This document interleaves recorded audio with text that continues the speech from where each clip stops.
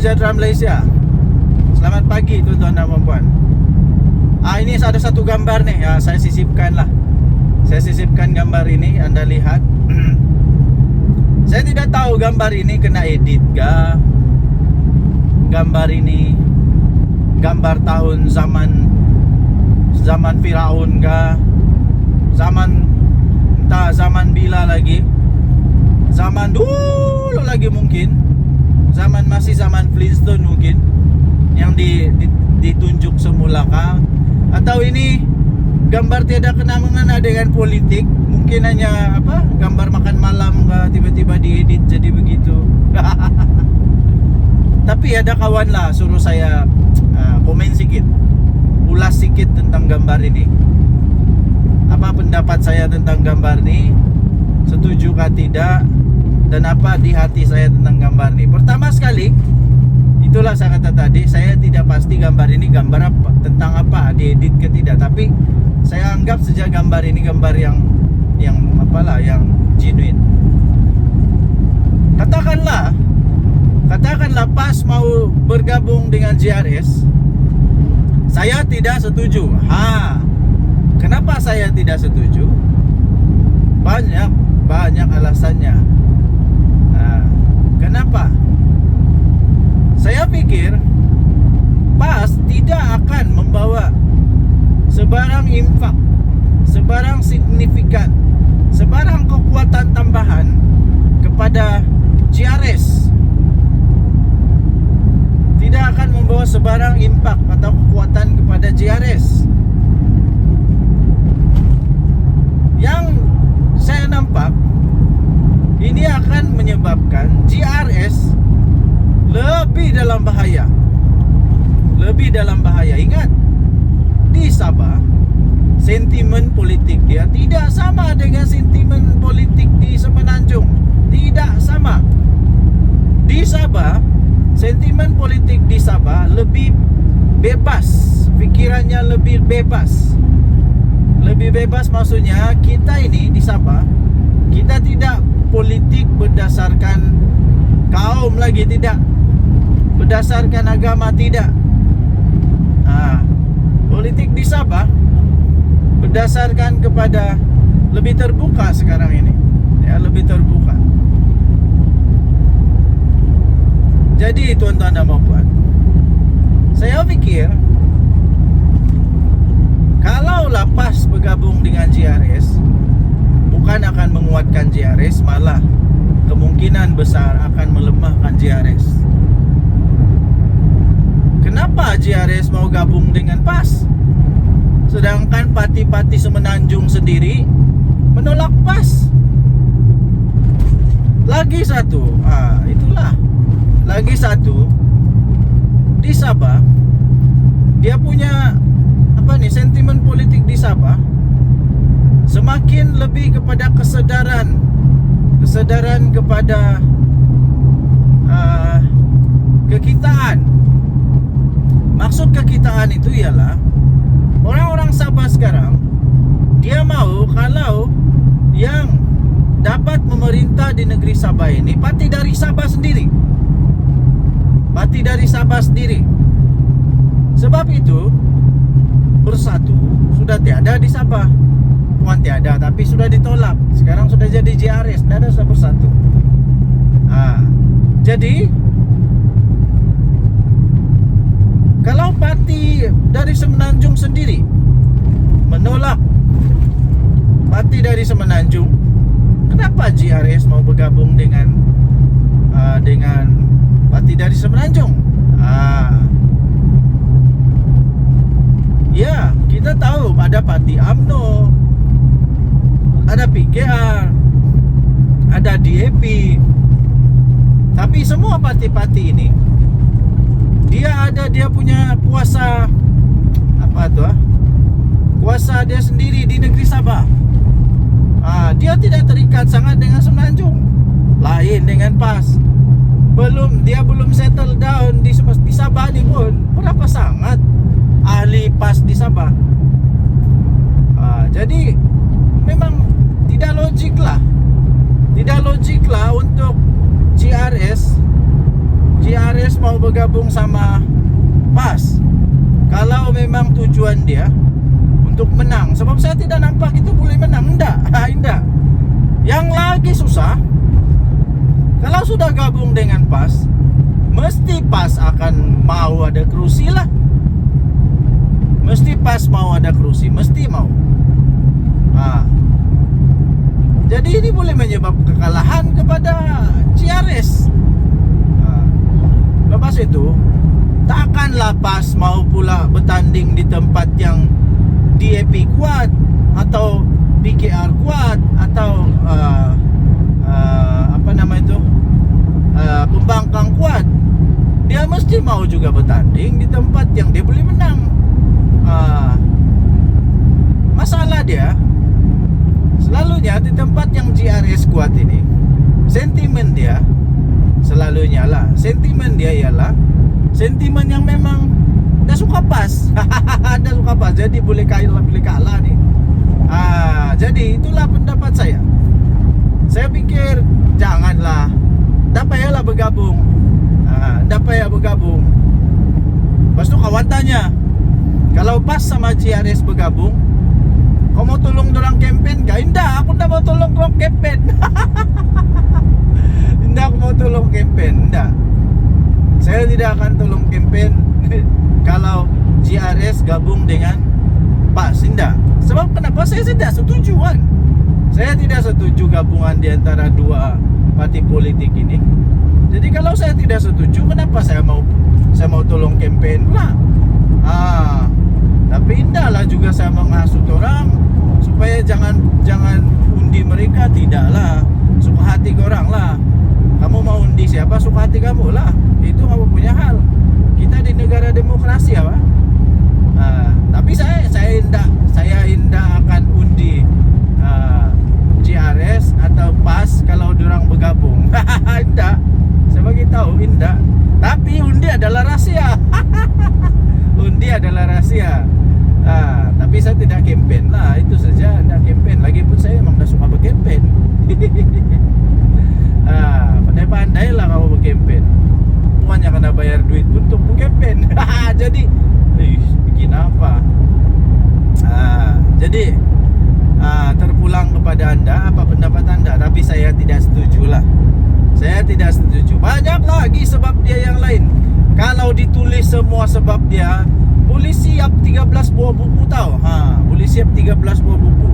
Kau boleh buat tesis panjang lebar itu. Nanti dia punya kesimpulan tesis dia. What is your thesis? My thesis is kalah. Itu saja pendek, satu perkataan, kalah. Kalah, boleh kalah GRS nih. Boleh kalah GRS kalau dia bergabung dengan PAS. Kalau lah. Jadi tentang gambar ini saya pun tidak tahu betul atau tidak. Tapi itulah pendapat. Mau bergabung, suka hati kamu. Tapi ada konsekuensi dia. Hati-hati ya. Oke. Kalau di Semenanjung kalah. Di Sabah boleh menang kah? Dan yang tadi Suara Rakyat, kita jemput lagi. Kita jumpa lagi. Bye bye. Salam sejahtera Malaysia. Dan yang tadi Suara Rakyat bergema di channel ini. Kita gelak dulu. Kita gelak dulu. Saya masih ingat tau. Masih ingat lagi. Hadiah wang. Hadiah wang. Lucu juga orang tua ni. Agaknya waktu dia bercakap dulu, dia memang agak sedikit sudah lali. Orang Sabah bilang lali. Lali ni maksudnya nyanyuk. Mungkin dia tidak sedar apa yang dia cakap. Kasihanlah. Jadi kita apalah, lupakanlah dia punya kata-kata itu. Kita berdamailah dengan kata-kata dia. Cuma saja saya ingat dulu dia kata kerajaan ini, kerajaan Madani lah, kerajaan perpaduan ni lah, bila-bila masa saja akan tumbang. Bila-bila masa saja akan tumbang. Perikatan Nasional lah itu konon mau naik balik. Apa yang terjadi ya tuan-tuan dan puan yang dihormati sekalian? Apa yang terjadi? Ini kemarin Perdana tadi Datuk Seri Anwar Ibrahim mengumumkan membentangkan belanjawan untuk kali ketiganya. Sudah 3 kali ini Tok Adi. Sudah 3 kali Datuk Seri Anwar Ibrahim membentangkan belanjawan. Aduh. Tapi belum lah. Sampai sekarang belum tumbang-tumbang pun. Yang tumbang bersatu, yang tumbang pas. Yang tumbang bersatu, yang tumbang pas. Aduh. Satu-satu tempat pas boleh tumbang. Di pilihan raya kecil. Bersatu pun tak pernah menang lagi. Belum pernah menang. Satu-satu tumbang nih. Satu tumbang. Ini nasib baiklah Muhyiddin Yassin Presiden Bersatu. Kalau dia bukan Presiden Bersatu, agak-agaknya dia sudah tidak jadi berharga lagi nih Bersatu. Nasib baiklah dia Presiden Bersatu, kena hormat, diberi hormat. Entah apa jadi kepada Muhyiddin kalau tiba-tiba dia bukan Presiden Bersatu, silap-silap dilupakan terus. Hadiah uang pun sama juga. Aduh.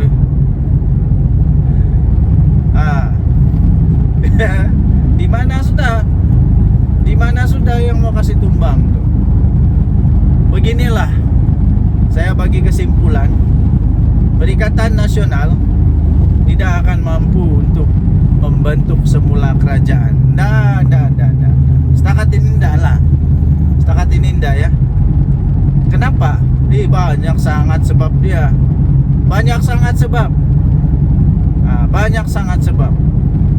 Sebab yang pertama, kalau sudah nanti pembagian kerusi pun sekurang-kurangnya Bersatu pun mau ada kerusi kan, tapi masalah dia setiap kali Bersatu bertanding kalah. Jadi kecuali kalau semua pas mau tanding, ada harapan dia menang lah. Tapi untuk membentuk kerajaan perlu 112. Masalahnya pas tidak cukup 112. Macam mana pun pas tidak akan dapat 112. Tidak akan. Kecuali dia bergabung dengan mana-mana parti politik. Masalah dia mana? Siapa lagi yang mau bergabung sama PAS? Siapa lagi? Kecuali Bersatu. Bersatu ini saja yang terdesak. Jadi dengan siapa-siapa pun dia mau bergabung. Tapi parti lain yang masih bijak, yang masih kuat, yang masih punya rasional, yang masih punya keyakinan untuk menang, yang tiada masalah, parti yang tidak payah kasih selamat dia punya presiden, tidak payah kasih selamat dia punya setiausaha kah, menantu kah. Tidak akan mau bergabung sama PAS. Jadi Bersatu saja yang mau gabung sama PAS ini. Gerakan mau gabung sama PAS. Yang lain-lain siapa mau gabung sama PAS? Siapa? Gerakan tak payah cakap lah, bukan kuat pada pun. Mau dapat 2 kursi pun susah. Jadi itu hanya tolong-tolong je lah, tolong-tolong. Jadi tak akanlah PKR mau gabung sama PAS. Takkan di happy lagi. Sudah pernah gabung dulu, tidak berjaya. Jadi sudah jerak. Tidak lagi mau bergabung sama PAS. Dan saya pun tidak setuju kalau ada parti politik yang tidak sehaluan dengan PAS cuba-cuba untuk mau bergabung sama PAS hanya dengan tujuan kepentingan pribadi dan kepentingan politik saja, bukan untuk kepentingan negara Malaysia, tapi menyusahkan, merosakkan saja. api gak pas lah. Kalau pas betul-betul kuat, pergilah bertanding sendiri. Tapi tidak akan lah. Jadi karena itu memang kemungkinan untuk Perikatan Nasional, kemungkinan untuk Perikatan Nasional dapat memerintah sekali lagi itu betul-betul hampir kosong peluang dia. Peratusan dia memang hampir kosong. Tidak mustahil, tapi hampir mustahil. Menghampiri mustahil lah. Mungkin lebih mudah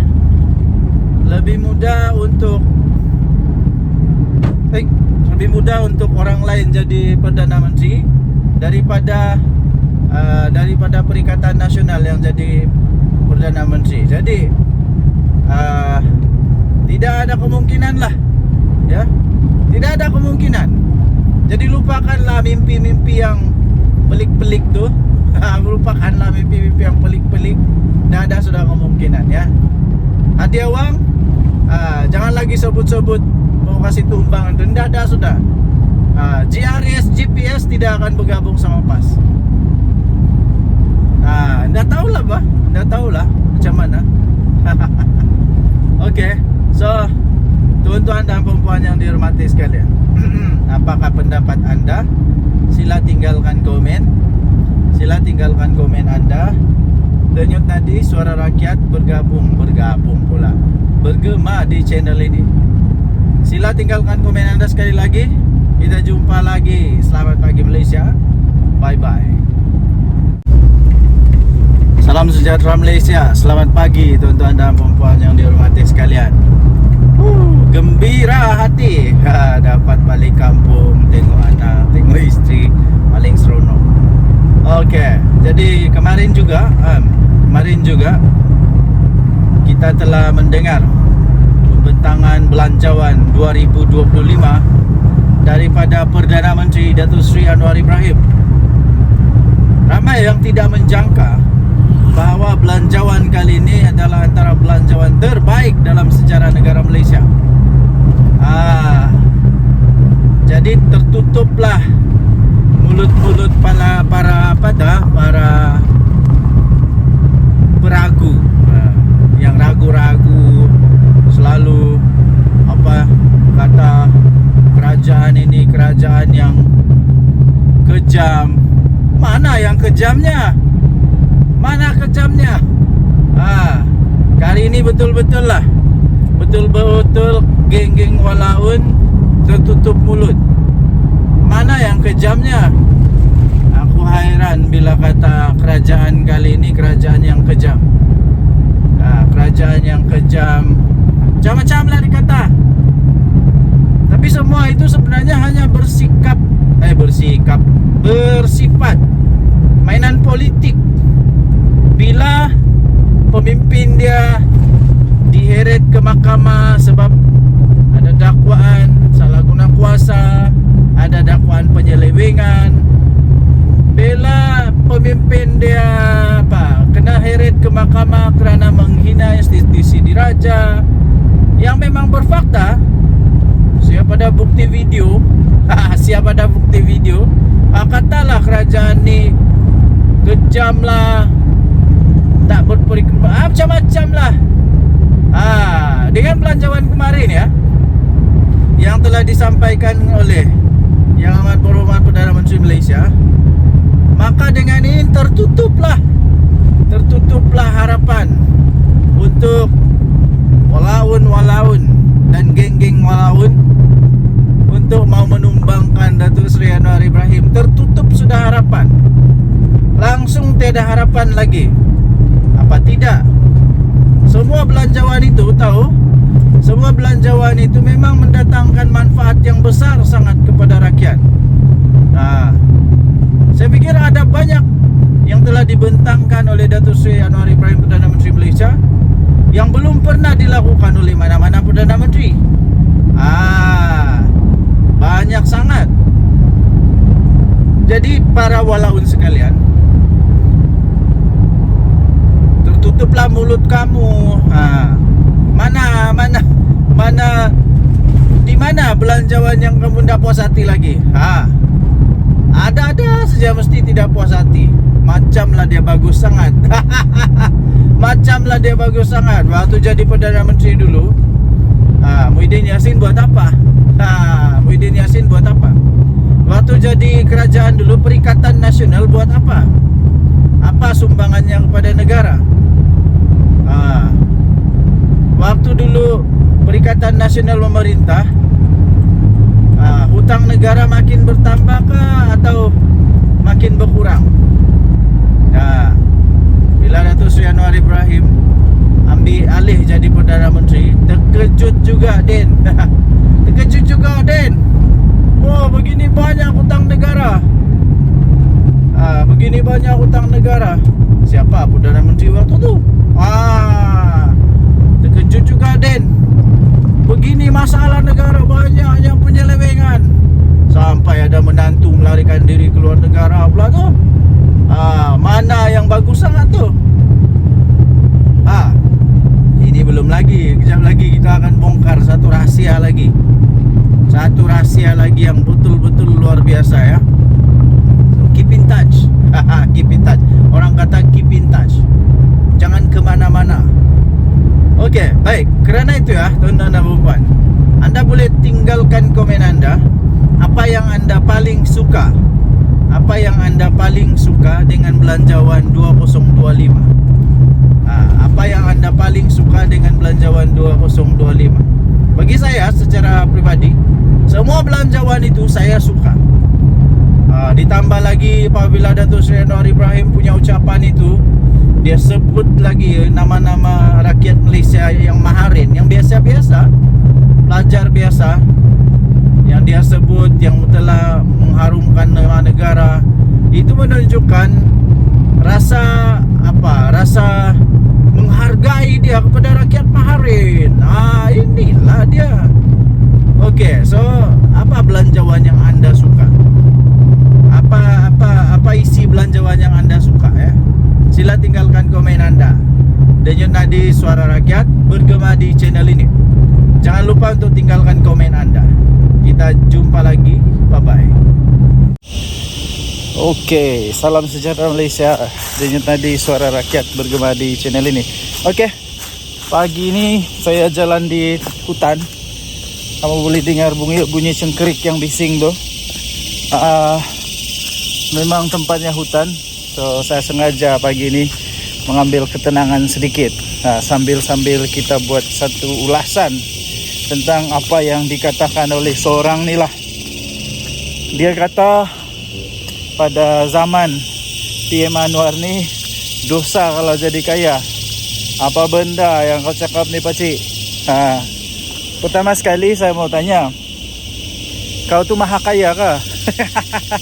Yang menjadi keheranan saya sekarang, sebelum saya ulas, yang menjadi keheranan saya sekarang ni ya, tuan-tuan dan puan yang dihormati sekalian, adalah orang-orang yang maha kaya tak bising pun.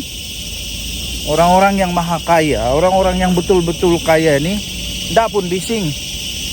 Diorang tidak pun rasa terganggu kah, terkacau kah, tidak pun rasa terancam kah. Diorang okey saja dengan apa yang telah dirancang oleh polisi kerajaan. Mereka tak bising pun, okey saja. Yang hairan ni orang-orang yang trip-trip kaya. Orang-orang yang trip-trip kaya, yang dah kaya mana pun, yang hanya pandai main politik, dia pusing-pusing, putar-putar sana putar sini. Aku rasa orang kaya yang betul kan, dia hanya ketawa-ketawa saja. Sebab kenapa? Dia ketawa sebab dia kata, kami yang kaya ini diam-diam saja, tidak pun rasa terancam. Kami yang maha kaya ni, yang jutawan, bilion ini, kami diam-diam saja pun. Kami diam-diam saja dan kami terima. Kami tak ada masalah. Kami terus boleh jadi kaya. Tapi orang-orang yang trip-trip kaya ini pula, alamak, ada orang pula yang perasan kaya, perasan terjejas. Apakah bendanya? Saya hairan betul lah. Lepas itu cuba apa sebenarnya tujuan, saya pun tidak tahu lah. Apa sebenarnya tujuan dia mau cakap begitu, saya pun tidak pasti. Tapi saya sisipkan di sini. Inilah keratan akbar yang saya ingin ulas itu. Apa yang mau sebenarnya yang mau dibela nih adalah orang kaya ke orang miskin. Saya pun heran lah. Orang-orang dalam Perikatan Nasional nih, ataupun bukan dari Perikatan Nasional pun lah, mana-mana aja lah, yang coba membela orang miskin. Macam mana sebenarnya kamu punya polisi nih? Kamu mau jadikan orang yang miskin lebih miskin, atau mau jadikan orang kaya tetap kaya, tapi orang miskin ada peluang untuk menjadi kaya? Mana satu sebenarnya yang kamu mau nih? Sampai ada pula yang tuduh PM Anwar nih. Dia kata pada zaman PM Anwar nih, semua orang yang mau jadi kaya dosa. Apa dosa kepala otak ya dosa?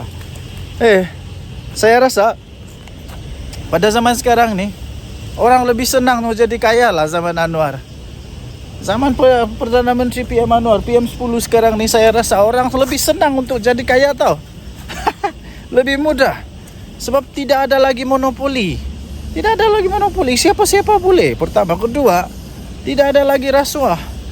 Kalau kau rajin, sungguh-sungguh, kerjanya bagus, itu lebih mudah untuk peluang jadi kaya. Tidak macam dulu-dulu. Kroni saja. Sampai menantu lari ke luar negara. Kenapa? Dulu-dulu semua kroni-kroni saja yang boleh kaya tau. Ya, kroni-kroni saja yang boleh kaya. Siapa yang ada kroni, yang banyak buat rasuah, boleh jadi kaya cepat. Nah, sekarang tidak ya. Siapa yang berusaha, dia boleh jadi kaya. Jadi tuan-tuan dan puan yang dihormati sekalian, saya tidak setuju langsung apa yang disebut oleh manusia nih. Sebab pada pendapat saya, sekarang ini orang lebih senang untuk menjadi kaya pada zaman PM Anwar. Dan tidak pernah pun Datuk Seri Anwar Ibrahim menghalang orang jadi kaya. Tidak pernah. Cuma saja PM Anwar mau ada keadilan sosial, mau ada betul-betul yang nama dia adil, yang betul-betul sumber itu digunakan sebaik mungkin. Itu dia. Bukannya diberikan kepada orang yang tidak patut. Apakah bendanya orang maha kaya nih tiba-tiba mampu juga, dia pun sama dapat seperti orang miskin? Begitulah. Apapun, pikirlah pakai otak, janganlah pikir pakai lutut pula. Apa pendapat anda? Tinggalkan komen. Bye. Salam sejahtera Malaysia. Selamat pagi tuan-tuan dan puan yang dihormati sekalian. Selagi kita berada di hutan. Akhirnya adalah orang yang berani jawab kepada entah manusia mana, entah yang dia tuduh pada zaman Anwar ni kalau jadi kaya berdosa kepala otak. Hairan betul saya lah. Okey. Kemudian soalan dia mudah saja, jawapan dia mudah. Dengan soalan juga. Pada zaman Muhyiddin Yassin jadi Perdana Menteri, ada sesiapa tak di sini yang terror, yang tahu, yang dapat buktikan pada zaman Muhyiddin Yassin jadi Perdana Menteri? Saya mau tanya, apa yang dia sudah bantu, apa yang dia sudah tolong kepada orang-orang miskin? Adakah? Apa yang dia tolong? Apa yang dia tolong kepada orang miskin ketika dia jadi Perdana Menteri? Sila senaraikan. Yang dia tolong tahu? Yang dia tolong, yang bukan duit rakyat tahu. Janganlah cakap dia bagi apa nih KWSP lah, itu duit aku lah, bukan duit kamu. Itu duit kita lah, bukan duit orang. Itu duit rakyat, bukan duit kerajaan pun.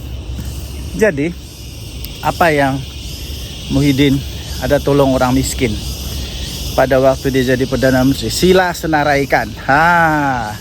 Ini menjawab kepada Reyes, jawab kepada tomahan, tuduhan daripada seorang manusia ni. Dia kata berdosa kalau jadi kaya pada zaman Datuk Seri Anwar Ibrahim. Tapi Ada orang teriak-teriak lah. Entah apa dong teriak-teriak. Mungkinkah ada apa harimau kumbang di belakang?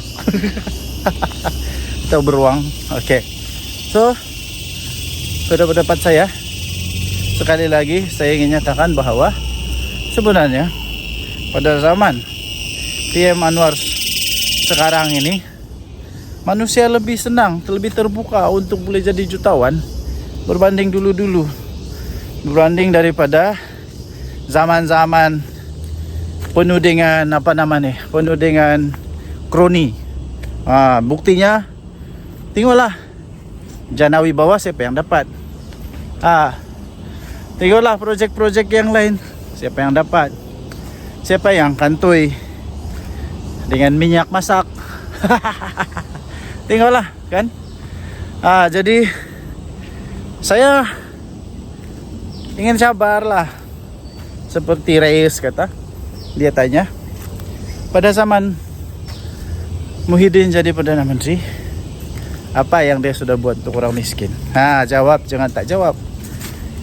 Tinggalkan komen Anda. Kita jumpa lagi, bye-bye. Oke, salam sejahtera Malaysia. Dan tadi suara rakyat bergema di channel ini. Oke, pagi ini saya jalan di hutan. Kamu boleh dengar bunyi cengkerik yang bising tuh. Memang tempatnya hutan. So saya sengaja pagi ini mengambil ketenangan sedikit. Sambil kita buat satu ulasan tentang apa yang dikatakan oleh seorang ni lah. Dia kata pada zaman PM Anwar ni dosa kalau jadi kaya. Apa benda yang kau cakap ni pakcik? Pertama sekali saya mau tanya, kau tu maha kaya kah? Yang menjadi keheranan saya sekarang, sebelum saya ulas, yang menjadi keheranan saya sekarang nih ya, tuan-tuan dan puan yang dihormati sekalian, adalah orang-orang yang maha kaya tak bising pun. Orang-orang yang maha kaya, orang-orang yang betul-betul kaya ni tak pun bising. Diorang tidak pun rasa terganggu kah, terkacau kah, tidak pun rasa terancam kah. Diorang okey saja dengan apa yang telah dirancang oleh polisi kerajaan. Mereka tak bising pun, okey saja. Yang hairan ni orang-orang yang trip-trip kaya. Orang-orang yang trip-trip kaya, yang dah kaya mana pun, yang hanya pandai main politik, dia pusing putar-putar sana putar sini. Aku rasa orang kaya yang betul kan, dia hanya ketawa-ketawa saja. Sebab kenapa? Dia ketawa sebab dia kata, kami yang kaya ini diam-diam saja, tidak pun rasa terancam.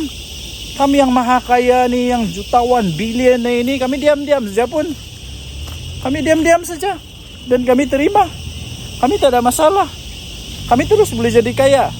Tapi orang-orang yang trip-trip kaya ini pula, alamak, ada orang pula yang perasaan kaya, perasaan terjejas. Apakah bendanya? Saya hairan betul lah. Lepas itu cuba apa sebenarnya tujuan, saya pun tidak tahu lah. Apa sebenarnya tujuan dia mau cakap begitu, saya pun tidak pasti. Tapi saya sisipkan di sini. Saya sisipkan di sini nih. Inilah keratan akbar yang saya ingin ulas itu. Apa yang mau sebenarnya yang mau dibela nih adalah orang kaya ke orang miskin. Saya pun heran lah. Orang-orang dalam Perikatan Nasional nih, ataupun bukan dari Perikatan Nasional pun lah, mana-mana aja lah, yang coba membela orang miskin. Macam mana sebenarnya kamu punya polisi nih? Kamu mau jadikan orang yang miskin lebih miskin, atau mau jadikan orang kaya tetap kaya, tapi orang miskin ada peluang untuk menjadi kaya? Mana satu sebenarnya yang kamu mau nih? Sampai ada pula yang tuduh PM Anwar nih. Dia kata pada zaman PM Anwar nih, semua orang yang mau jadi kaya dosa. Apa dosa kepala otak ya dosa? Saya rasa pada zaman sekarang nih, orang lebih senang mau jadi kaya lah zaman Anwar. Zaman Perdana Menteri PM Anwar, PM10 sekarang nih, saya rasa orang lebih senang untuk jadi kaya tau. Lebih mudah. Sebab tidak ada lagi monopoli. Tidak ada lagi monopoli, siapa-siapa boleh. Pertama, kedua, tidak ada lagi rasuah. Kalau kau rajin, sungguh-sungguh, kerjanya bagus, itu lebih mudah untuk peluang jadi kaya. Tidak macam dulu-dulu. Kroni saja. Sampai menantu lari ke luar negara. Kenapa? Dulu-dulu semua kroni-kroni saja yang boleh kaya tau. Ya, kroni-kroni saja yang boleh kaya. Siapa yang ada kroni, yang banyak buat rasuah, boleh jadi kaya cepat. Nah, sekarang tidak ya. Siapa yang berusaha, dia boleh jadi kaya. Jadi tuan-tuan dan puan yang dihormati sekalian, saya tidak setuju langsung apa yang disebut oleh manusia nih. Sebab pada pendapat saya, sekarang ini orang lebih senang untuk menjadi kaya pada zaman PM Anwar. Dan tidak pernah pun Datuk Seri Anwar Ibrahim menghalang orang jadi kaya. Tidak pernah. Cuma saja PM Anwar mau ada keadilan sosial. Mau ada betul-betul yang nama dia adil. Yang betul-betul sumber itu digunakan sebaik mungkin. Itu dia. Bukannya diberikan kepada orang yang tidak patut. Apakah bendanya orang maha kaya nih tiba-tiba mampu juga, dia pun sama dapat seperti orang miskin. Begitulah. Apapun, pikirlah pakai otak. Janganlah pikir pakai lutut pula. Apa pendapat anda? Tinggalkan komen. Bye.